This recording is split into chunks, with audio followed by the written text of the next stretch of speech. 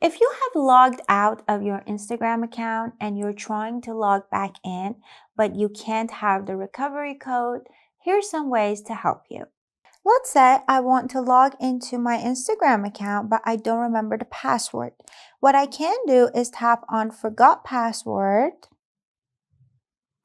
And then Instagram wants me to enter my email or username or phone number in order to find my profile and help me retrieve my account. Obviously, if you have Facebook on your device, you can easily log into your Instagram account if your Facebook is already logged in on your device. And if not, let's say I just type in my mobile number.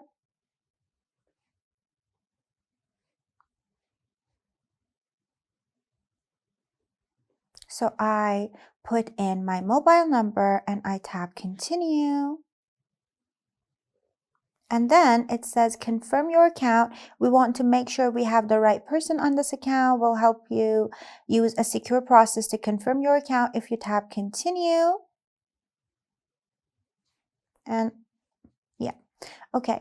Because my Instagram was already logged in on this device, it's like kind of Instagram recognizes me. So they let me set a new password. And then with the new password, you can log into your account.